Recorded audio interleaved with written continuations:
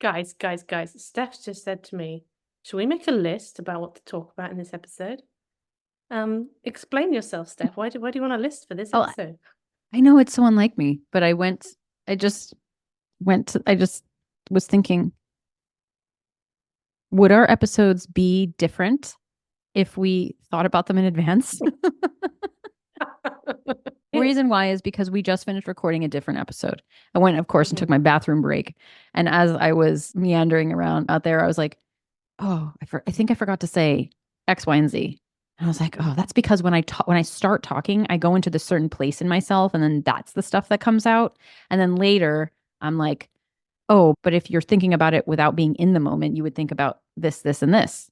And I was like, I wonder how different the episodes would be if I was coming at it from that part of my brain than the part that usually shows up here. So I was thinking like, oh, have I shared enough of this part of my brain? And maybe there's other parts to recruit. How to support a loved one. We did a list for that one, Yeah, didn't we? we did. And for all the back to basics, we did lists. How did you find that experience doing an episode from a list? Yeah, I felt like I had, well, you know what? Nope. Because when I finished it, oh, this is great segue. Did you do that on purpose? Go ahead. Couldn't have known. When I finished those episodes, I still had things that I was like, I didn't say that, or I didn't go into that angle. There was still a scarcity sense of like having not done enough or said enough, or did I miss something? Our podcast topic today is scarcity, which there you go. I mean, it shows up everywhere where there's this, I mean, that one's a bit of a stretch, but I feel like it still comes from something of like not enough or missing something, or there's more that you can't put your finger on. Like, and I'm not invested in it because I still feel like we put out a good episode, so it's not tripping me up, but it can, you know what I mean? Like that feeling can trip you up. I had a client who the other day said she's a student and she is taking exams, and she said she did her exam. She wrote out, she said, I felt I was feeling really good. I wrote a lot of good stuff. I felt like it came out well. It was well organized and I was happy with it. And then I handed it in. And afterwards, like immediately, I was like, oh, I should have said this. I should have said this. I should have said this. And got really upset about it. And it dragged her right down. And then we talked about that, how that might have induced binge urges and things like that.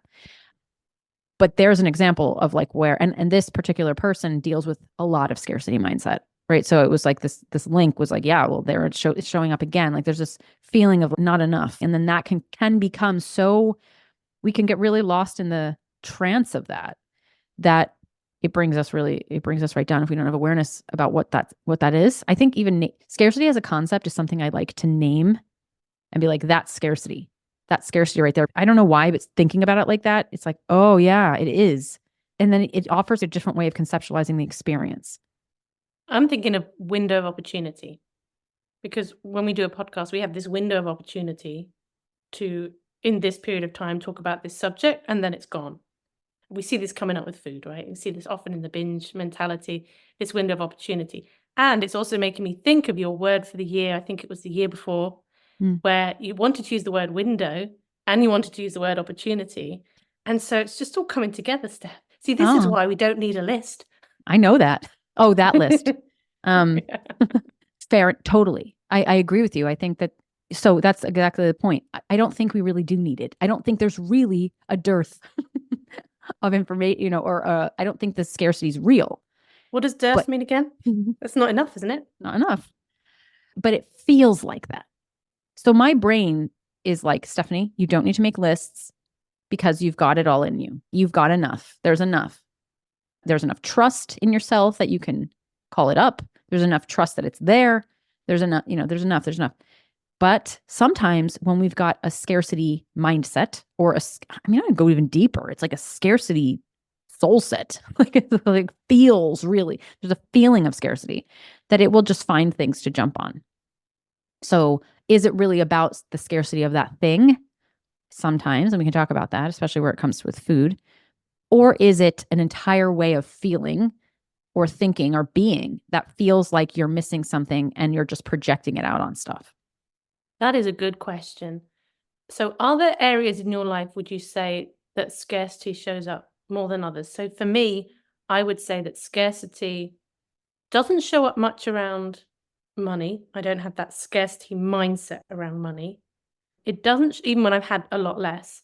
Where it does show up for me is a time.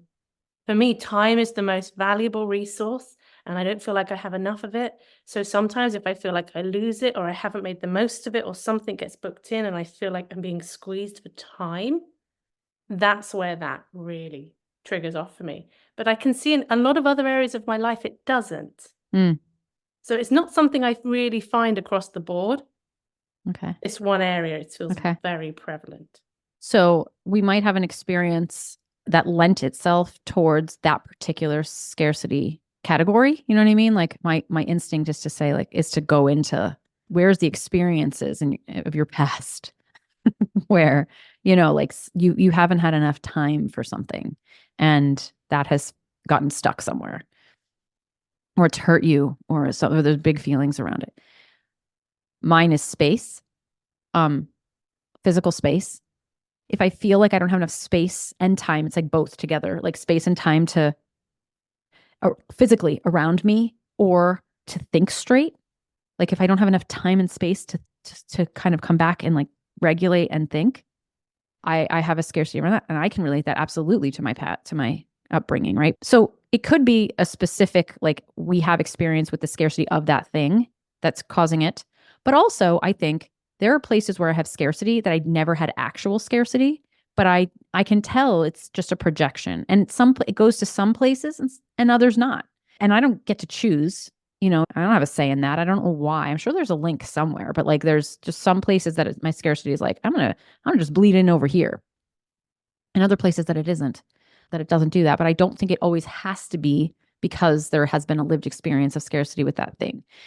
But we should bring this around to food because I think that's one that is a bit unique because it works on both sides of that description. Like I think it's very, we have absolute food scarcity because of restrictions, intentional or non-intentional.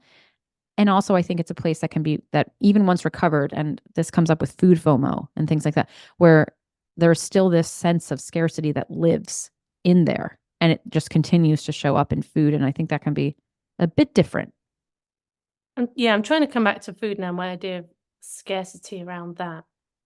It's funny because I was going to say I wasn't going to use the word scarcity. The last time I really remember it showing up, and I think I shared before how during the pandemic there were no eggs, No, and I don't know that I remember everyone that. was baking at the time. So it was one of the products in the supermarket that was just constantly sold out. And I probably hadn't bought eggs for months. Eggs are the kinds of things I'll have for a while, and then I don't buy them in for ages. I just kind of go in and out of them. But once eggs were not available, all I wanted was an omelette. That just felt like the most important thing, and I was stressed that I couldn't get eggs even though I hadn't bought eggs for a month. There was the psychology of that. And I remember noticing at the time and thinking, "Whoa, this is bizarre." Even outside of the food thing, like this is such a common marketing tactic, right? You create scarcity. And scarcity can be, you're going on about how many you've got left, that kind of thing. Scarcity can also be like a date. So if you don't sign up by the 11th of April, when's the date for your next course? If you don't sign up by X date for Steph's next course, you're going to miss out. But it's true. It feeds into this idea of missing out, and it probably ties in with FOMO as well. So I think there's a few levels of this. There's kind of the threatening restriction, but there's another kind of scarcity, which I don't think is anything about threat of even being hungry or not having enough from like coming from the survival place, but it comes from, where does it come from, Steph? Well, I think that might be a classic example of where it comes from somewhere else, like in an origin story, and it just gets thrown over into food.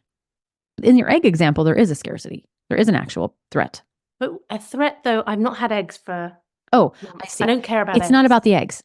It's about access. Yes. So it might not, yes, it's like, I think personally, like my take on that would be that we all have a sense of scarcity with something, potentially starting with an emotional something, like scarcity of connection or scarcity of love, like these basic human needs that maybe where we've been wounded somewhere, because we all have been. So those things can be projected onto any sense of I don't have access to, whatever it is, right? Like it becomes more conceptual. It's like where it right. So that's part of my point is I feel like it can be specific to the thing. If you grew up without eggs, But that would be triggering your scarcity around eggs during COVID directly. Or even scarcity of food. It doesn't have to just be eggs. If we didn't have access to enough food growing up, or if you dieted for a long time, that would be something that would have directly translated into that sense of scarcity, but it doesn't always have to be. I think that a lot of times we're taking our generalized sense of scarcity and putting it on to other things. To me, it feels slightly different. Yeah. I know that feeling of scarcity, the not enoughness, and there's a little bit more of this sort of urgency in it. And there's a feeling of, I want something. And okay, let me give you just another example that's popped into my head. There's a restaurant in Tenerife that does an apricot and ginger crumble. I know you're not a crumble fan. You don't like cooked fruit. However, this is incredible. And the custard has the vanilla pods in and all of this. Mm. So if I go to Tenerife, one, I want to go to that restaurant because I want their crumble. And two, if I'm already at that restaurant, I'm going to have their crumble. Even there have been times when I have felt pretty full, and I probably haven't enjoyed the dessert as much because I felt quite full. If I was in any other restaurant, I'd be saying, actually, today is the day that I don't fancy dessert. There's something about a window of opportunity for me that I feel. And so with eggs, once the opportunity to have eggs is removed, there was a reaction to that feels different. I can't explain. It just feels different to the scarcity thing. And there's also another piece, which again, I'm not quite sure where it links in, about this window of opportunity, again linked to scarcity. But I feel like there's sort of a distinction I want to make that's feeling a bit vague at the moment. I understand. And I'm hoping that you're going to externally process it for us. Well, I would need to collect so much information. The journal prompt I want to offer is like, number one, where do you remember that feeling ever existing before? Like, where's the first time you can remember that feeling? And then also, what is your relationship with windows of opportunity? What windows of opportunity have you missed? That's the questions that I would throw back. Well, what popped into my head, and it's not a memory because I don't think I remember this. I was told about this. So this is one of those ones that feels like a memory because it's just a family story. And it was about how because this would have been in the 80s, like mangoes were not particularly well-known fruit. They were pretty expensive and people generally didn't have mangoes very often. And Dad would sometimes buy a mango. And apparently I didn't like mango. When I tried it, didn't like it. But my dad and my brother used to get so excited over this mango and would huddle over the kitchen table with this mango that I couldn't bear to be left out. So I would join in and eat the mango because I was having FOMO. I was having early stage FOMO. And I was probably pretty little, I would imagine, if I've got no memory of this, maybe 3 or 4, I reckon. That feeling of missing out and how that can feel like being excluded from something. And maybe that's the thing that comes from an early part, that missing out feels like, exclusion. Yeah. And then what's your relationship with exclusion? Like I feel like these things connect to core memories sometimes or core imprints. I find that like these things that we're like, I don't know what it is, but there's something about this. It's like when you go into, for myself, like, it's like, there's associations I'm not even aware of until I really go into them. And then like, there's something here. There's something here about these, because we couple things. And I think that we just keep projecting them. And then one day we're in our 40s wondering why we feel like we need to get that crumble, like, and why it feels so scary not to. Like, it's like, that's part of nervous system theory for me, stuck emotions and stuck energies and like continuing to work that out, work that through. I think this can get very psychological because I do think that sense of scarcity can come from something really elementary. I don't think it feels scary to me not to have the crumble. That's what I mean. It doesn't feel like a fear of not having it. But does it feel like a compulsion? It doesn't feel like compulsion. Then what is it? Not in the how I've known compulsion. But it's like this is my opportunity, but it's not. There's a difference between eating something because I don't want to miss out. I don't want to miss this opportunity, compared to eating something. I'm so aware of that compulsive feeling and how different that feels from what I'm talking about in this scenario. But also we're talking about an experience with crumble post-recovery, which is right. So not biological compulsion, but a different, like, what is, first explain, like, what is this feeling? Is it a draw? Is it a sadness? What happens? It feels much more like I just really, really want the crumble. And so if you were to say, well, we're not going to make time to go to that restaurant and have the crumble, I'm just going to feel a bit annoyed with you. That's what it feels, this kind of slightly stroppy, Mm. I want the crumble, why can't I have it? kind of thing. It's Which like, well, didn't you even can. come Well, up. great, I'm gonna. No one's taking it from you. Well, no, they are, though. The plane is taking me away from Tenerife back to the UK, and then I can't have it anymore. So there is a sense of there's a barrier around it. I tell you what it is. I guess it's just become more precious, more valuable because of how limited it is. And that can be tied into some of the stuff that we're talking about around food. But I think perhaps, just thinking of the listener now, because apparently like people are listening to this, that how I think it might be showing up for people at times is they're going, I'm eating enough food.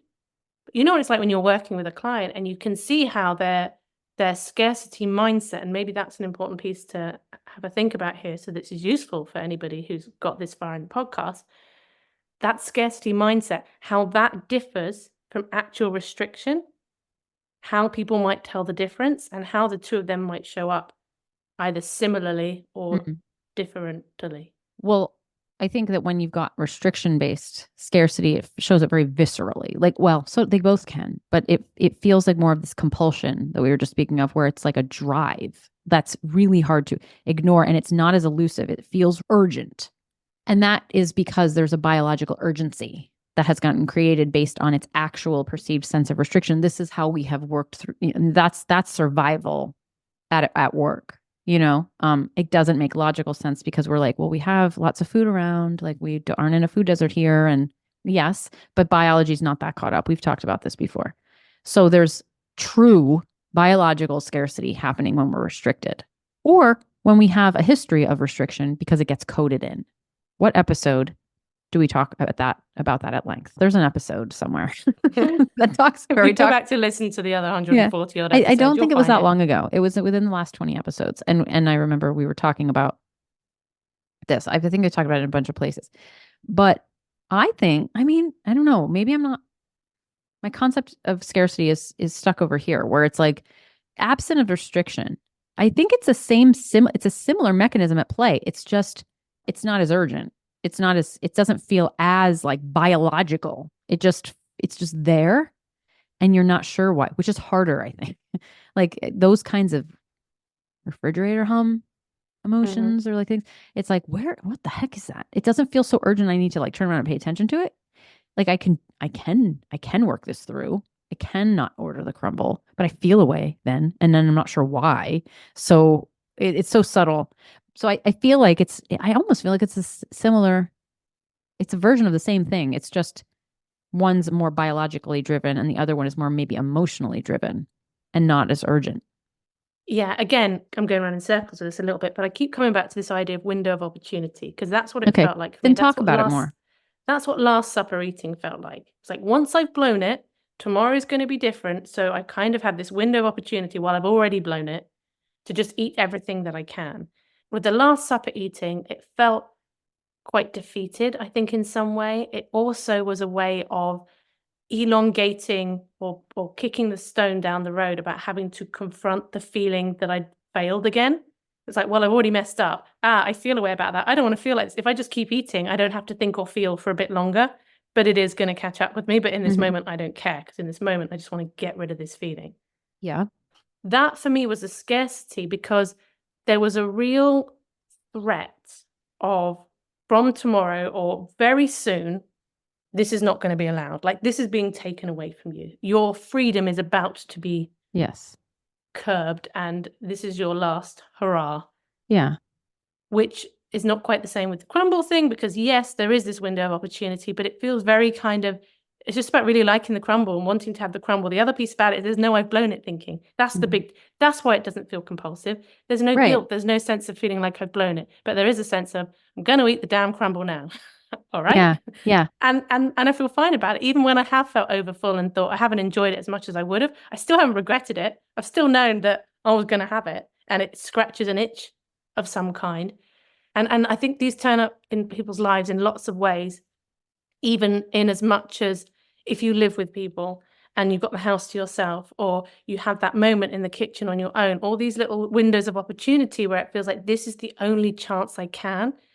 For me, that's what scarcity can really look like and feel like in that urgent way, which isn't necessarily, but might be also linked with an overall restriction of whether you're eating enough. Yeah. Well, what's the definition of scarcity? That is a bloody good question, Stefanie. It's like not having enough, or the sense of not having enough. The real or actual perceived sense of not having enough. That's my guess. Is that your guess? First one that's come up is the state of being scarce or in short No. supply shortage, a time of scarcity. I've got one here, a situation in which something is not easy to find or get. It doesn't talk about it as a feeling, the definitions. It's more like a concept, almost like a, what's the word? I'm not sure. But I think of it as a feeling when we're talking about it. Well, yeah, it can be. It's an internalized concept. I'm drawn to all of a sudden thinking about the DNA piece of this, where it's not necessarily always based on an experience we've had, but on the fact that collectively as humans, we have had to focus on what we don't have enough of in order to stay alive. Like, you have to have enough community, you have to have enough support, you have to have enough food, you have to have enough water, you have to have shelter, you have to have time. You have all these things you need.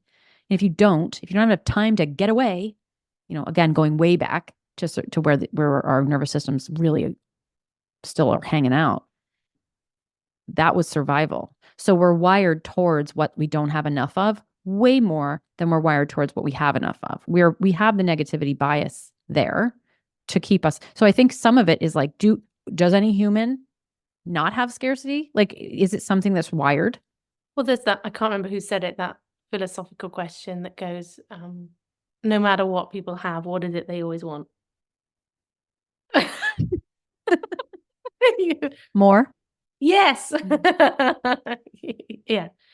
So that feeling of not enoughness, whether it's a sense of not enoughness, even with who we are, feeling like we're not enough, feeling like whatever we attain in life, it's not enough, it's not enough, it's not enough. Is this just part of the human condition? I mean, you could look at that through a spiritual lens, or you could look at that through a survival lens. You could look at that through an egoic lens, whatever it might be. But that, as a really wide concept of the human experience, I think a lot of people relate to. It's interesting because how scarcity shows up is actually through abundance. So the things that the wanting more is usually the impetus to go collect that more, whether this is money, food, relationships, like serial dating, or so people who have tons of something, usually it's material, it doesn't have to be, but like the collection of, the hoarding of, the abundance of, we typically associate that with greed, especially where it comes to food, greed and gluttony. But it always reflects, I don't say always, but a lot of times reflects the scarcity of that thing. It's like the reason we collect more than we need of something comes from the actual sense that we don't have enough or we won't have enough. And so we're just like collect. That's the impetus to collect. So I just want to name that. That feels pretty profound. That's hit me somewhere in the feels. Do you know actually where it took me? I don't even know if I'll leave this in.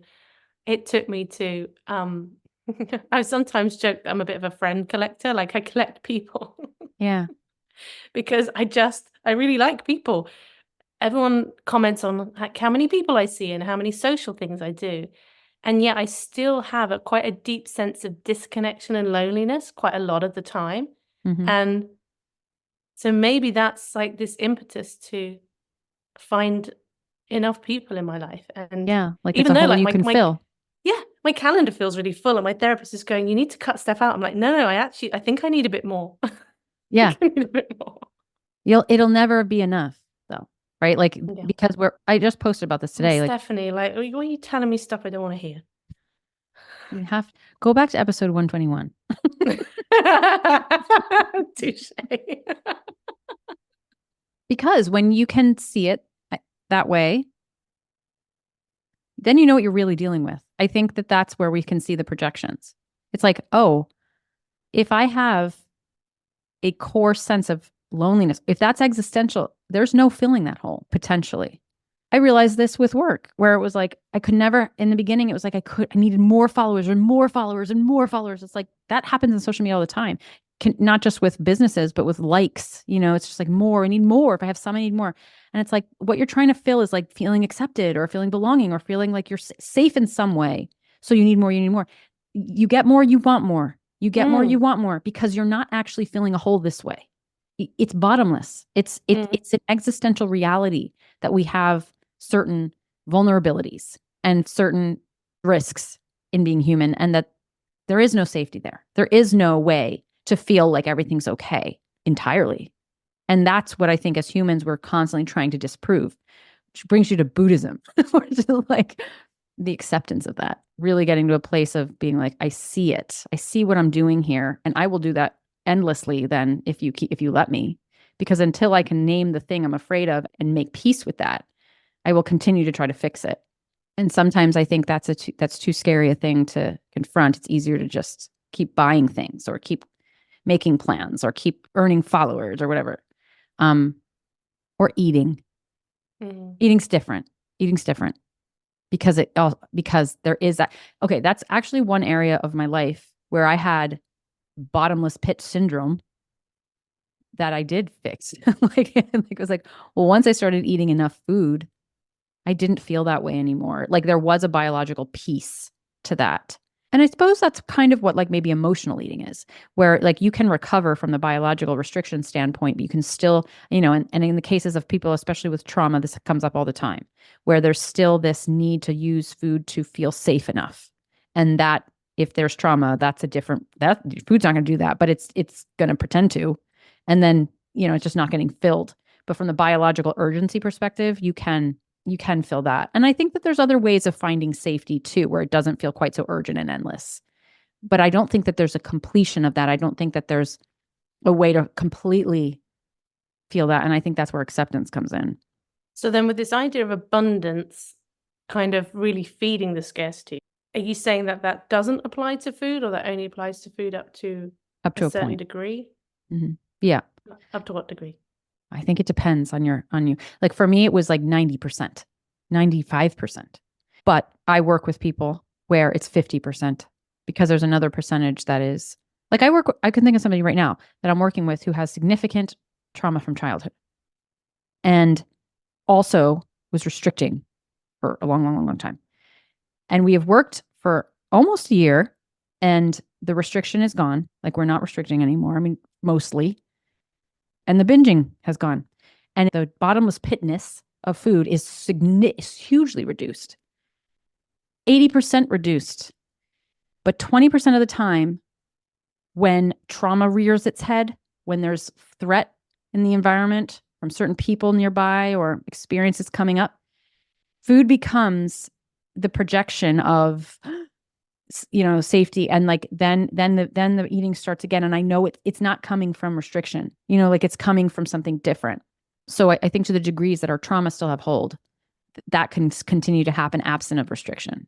But for some other people, like myself, I don't think my trauma is intersected in food so much. So I'm pretty much not feeling that anymore. So then where my mind's going with this link with like abundance and scarcity is, if we think about it as the scarcity reaction that you have, whether it's me filling up my social calendar, whatever it might be, is about trying to fill a hole or a vacuum of some kind. And we do that with food, and we do that with food in two ways. We do that with an actual hole of hunger, and then we might do it with another hole, being a complete Where are you going with this? I know where I'm going. I'm just laughing at me talking about holes. I don't know. Me why. too. That's why because I don't know where you're going with it. So we use food to fill the hunger hole, and then we try and use food to fill another emptiness or vacuum. So when you start eating and feeding your hunger, that is a different thing to when you are eating and trying to feed something else that can't be satisfied. I can't satisfy existential loneliness, no matter how many people I surround myself with. With food, can satisfy the restriction, the part of us that needs to be fed and all of that. That part can be fed and sated, but there might be another vacuum, another something. Yes. And the more you chase that, you're not going to get anywhere close to it. If anything, you might be making it worse. Yes. Not always, but you might But that's be. a Again, it projection. depends. Essentially, I think we use things to project a sense of safety and enoughness. And as long as we're using things to do that, I think there's a degree to which you do feel safer actually having the things. I think you can't deny that that's true. Like, I think having enough money to live and pay your bills matters to feeling safe. It does. And the same with friends and even like body image, you know what I mean? Like the way feeling safe enough in our bodies or feeling like these things there's a reason we're projecting it there, because there are actual felt senses of safety through these things, of having enough of these things. And then there's this threshold where after a certain point, we continue to collect as if it's going to continue to make us feel safer, and it isn't. But we keep doing it. We keep seeking it. We keep going, because at that point, we're no longer covering the base of the actual safety. We're now projecting it. We're projecting something deeper. We're projecting the felt sense of like absolute safety into this thing. And you can't get to a sense of absolute safety. And sometimes I think that that's human. It is. We all can't be guaranteed that. But also I think it can depend on experiences of not having safety in the past of any kind that are getting like funneled into it got coded as there's ways in which things are scarce, where your safety is scarce or whatever, love is scarce, whatever this is. And therefore, like we keep seeking, filling a hole because we don't want to feel that ever again. I mean, my brain went to an example of someone I'm working with right now who is so in this. And it's a whole thing. And I feel an emotion because I'm watching her do it. And I'm watching her objectively because I'm not in it. And it's like the most heartbreaking thing, because she's really, really chasing it. And it's not her fault. It's like not willful. It's not like she's rejecting the reality of something on purpose. It's just that she doesn't feel safe. And like, she has a lot of reason not to. And it's like, I just feel it like, it's like you can see something, but how can you do about it? You can just continue to provide as a support system. You can continue to provide as much of a sense of safety for someone as you can. To just be a safe person for them. I know, just being able to, I just want to be able to give people, how do I give you that sense of safety? I know. Like, here, take it. Because we can relate to this feeling. And it's tough. It's like, and at the end of the day, it's like, there's not a 5-step formula for this. It is a very human thing. And for some of us, it's very, very contentious and warranted, like those feelings get buried or get coded in different ways. And some of us in very unfortunate ways. What about food judgment? Food judgment? Say more. Sometimes in the permission to eat, undoing good, bad foods, there can be talk around, if you are judging yourself for eating a food, if you are seeing a food as bad, that changes your emotion around it and like your desire for it. The whole scarcity thing. So if you think you're eating something that you shouldn't be eating, do you know what I mean? Like, it's like restrictive thinking, but I'm trying to tie it into scarcity. I mean, maybe it's slightly different, but I guess I wanted to talk about that a little bit. Well, do you mean like when something is forbidden and then you want it more? Or even just guilt. Because let's say you're not forbidding yourself because you're trying to do permission, but you feel guilty. Well, by extension, when you feel guilty, there's an inherent line right into, I shouldn't have it. I'm not going to have it. There's an implicit restriction that follows, even if it's theoretical. And that creates that's what creates the sense of scarcity. This is the crux of mental restriction, because it happens so fast, you're not aware. It's not like you're really thinking, well, I'm judging this food and I shouldn't have it. And therefore, the fact that I shouldn't have it means I'm going to restrict it tomorrow. Although sometimes that is what we're thinking. And I should never have this again, actually. And I will never have this again. And that's making me feel nervous. So that's why I'm continuing to eat it. Like it happens in a flash. And so we're saying, food's not scarce. I eat it constantly. Again, this goes back to that theory of so much. Yes. Because that threat is perceived so quickly and your brain's acting so quickly that you don't even have to restrict. your brain's just like, I got this. Like I hear you. And so I'm going to collect it up. And then we're not even understanding what's happening. We're just assuming that we're collecting. We're not understanding that what happens to prompt the collecting. I agree. And I think that because there's something in you that's saying no. If you're feeling guilty and you're eating, something in you is saying no, even if you're eating it. So therefore, there is this, it's almost like part of you is attempting to make the food scarce by trying to push it away. So even though your behavior is of abundance, I'm letting myself have the food, the experience of reaching the food, being allowed for it, the food being there and available, freely available, it's tainted. It's not quite, but it feels really hard to articulate. And that's the best I got. Yeah. It's like the ease. Actually, what is scarce is ease and permission. And what do you like the word better? Not permission. What's the word you like? Allowance? Freedom? No. Like 100 episodes back, you were like, I don't like the word permission. Yeah, because permission sounds like, you're being given permission, but I can't remember what I offered as an alternative. I honestly don't use it very much. I guess I'm just you were so like bound to it. Not bound. I know. I go through moods. Yes. Yes. I forget now what we were talking about. but what do you do with scarcity? I guess if it's coming up and you're not quite sure why, or you're not sure what to do with it. She's not a client. She's just somebody I know, a group member who talks about this. I don't know if you've ever experienced this, where she has this window of opportunity to eat a food. It's just that thing, but it's specific to a moment in time where it's like, there will never be another this moment in time where it's not about having the food again. She may have that food again tomorrow, but it's like this moment with my family at this hour on this day, this moment will pass and I need to have it, which is different a little bit than like the generalized sense of the food. It's more about the moment. I think like that's my interpretation, but I don't know. I don't know what to make of this. It's almost at the most cognitive level. It's almost like habit.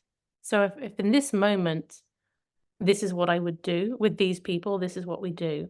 Where I would begin with it with somebody is just inviting them to play around with, in that moment, the question, just what happens if I don't? Whilst still being able to have it. So not getting into any kind of behavioral battle with yourself, but just that short pause, because assuming they're in a place where they're able to pause because there's not the urgency and whatever around food. What happens if I don't? And trying to even create that mental image and run through what that would look like and feel like, and how the brain or even the body, if it's more visceral, responds to that question, I think often gives us a lot of information. I think it can be really helpful with breaking habit, because sometimes if in a certain situation or certain time you always have this particular food and now it just feels like you can't not have this food at this time because it's what you do, it's like your brain is on that track, like it's going on this behavioral track, and this is how you complete this neural cycle is you have the food. In this case, it's not about the habit. It's about like at a party in this moment. It doesn't happen a lot, but it's like, but this moment is, but still, I think the question is valid and actually beyond just the scope of this scenario. It's that question of what happens if I don't, I think is a great first place to go if scarcity is a thing, because we're talking about scarcity again, as long as the thing isn't actually scarce. If restrictions happening and there's an actual scarcity around food, this is not the first question to ask yourself, because there's restriction. But if it's about something different, something non-biological, not necessarily urgently driven, and there's a scarcity happening and we know this but we don't know how to get around it, I think a good place to go is what did you say? What happens if I don't? Yeah. And that can apply to anything, even including like, what happens if nobody likes this photo? What happens if I don't have plans on Saturday night? What happens if I don't make as much money this year as I made last year? And provided that like there's still a relative safety to that, to dig in there, to be like, what's the threat here? And this reminds me of the episode last week where we start to offer ourselves an option. When we talked about body neutrality, it's just like, what is the option? What is another option here, rather than following the path of the scarcity mindset? If I don't follow it, what's actually scarce? Or am I left with an emotion then? And is that what I'm avoiding here? And is that the place to go? I think there's something in being able to tolerate wanting something that is unavailable or we can't have. being able to do that and experience that safely, I think, is the goal as such. Not so that we can then deprive ourselves, but it's almost like that feeling of wanting something, can't have it, trying to unpick what that is, because we all had that experience throughout our lives in all kinds of different ways. For some people, that could be really related to some quite traumatic and threatening situations, or perceived as such. But I think this is just maybe, I feel like it's quite a human struggle, is that we have desires for things, and we can't always have everything that we desire. So there are times when the world says no and we just can't have it. And there are times when it's available and part of us is saying no and part of us wants it.